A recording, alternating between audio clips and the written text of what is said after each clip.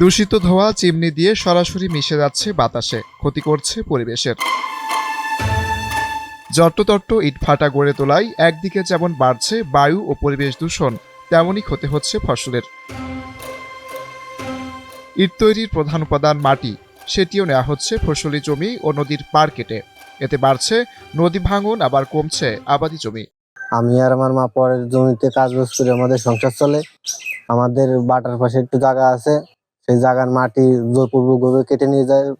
বা যে আমাদের ইউনিয়নের চেয়ারম্যানের ইটের ভাটা আছে, সে আমাদের কোনো কিছু দেয় না, জোরপূর্বক আমাদের মাটি কেটে নিয়ে যায়। আর বাধা দিতে গেলে মনে করেন বিশ্রী গালাগালি করে।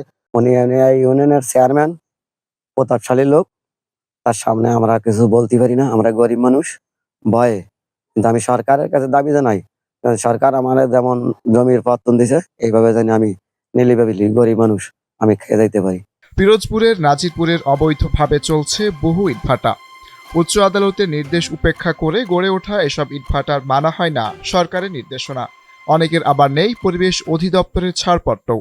এখানে তো আর অরিজিনাল গুলো তো এখানে রাখেন না, যেগুলো তোমার কাছে রাখেন, আমাদের কাছে যেগুলো দেন তাই আমাদের, আমরা তো আর ওনার কাছে চেয়ে নিতে পারি না, প্রয়োজন হলে উনি ওগুলো শো করবেন।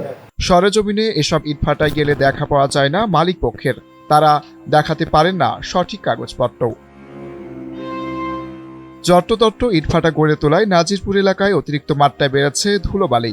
এতে কাশি ও শ্বাসকষ্ট সহ বায়ুবাহিত রোগে আক্রান্তের সংখ্যাও বাড়ছে।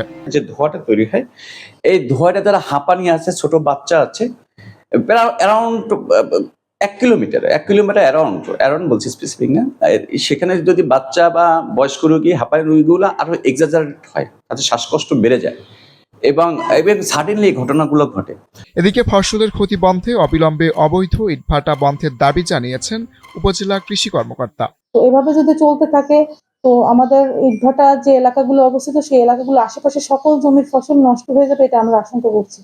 তো এই মুহূর্তে আমাদের আপনাদের প্রতি আবেদন বা যেটা বলেন যে আমরা চাচ্ছি ইটভাটাগুলো অনতিবিলম্বে বন্ধ করা হোক এবং ইটভাটার যে নিয়ম নীতি, সেই নিয়ম নীতিগুলো মেনে দূরবর্তী স্থানে, ফসলি জমি থেকে দূরবর্তী স্থানে ইটভাটা স্থাপন করা হোক। এ বিষয়ে জানতে চাইলে বরাবরের মতো আবারও অভিযান পরিচালনা করার আশ্বাস উপজেলা নির্বাহী কর্মকর্তার। জনি ব্রিক্স নামে একটা ব্রিক্স আছে মালিখালী ইউনিয়নে, সেখানে গিয়ে দেখতে পাই এবং এলাকাবাসীর বিভিন্ন অভিযোগ পাওয়া যায় যে এই ইটভাটা ইট প্রস্তুত করার জন্য সাবসয়েল কাটা হচ্ছে এবং এলাকার অনেক লোকজনের জমি দখল করা হয়েছে, এই মর্মে অভিযোগ পাওয়া যায়। এবং এই অভিযোগের প্রেক্ষিতে খুব শিগগিরই আমরা এর আশেপাশের এলাকায় এবং উক্ত ইটভাটায় আবার অভিযান পরিচালনা করব।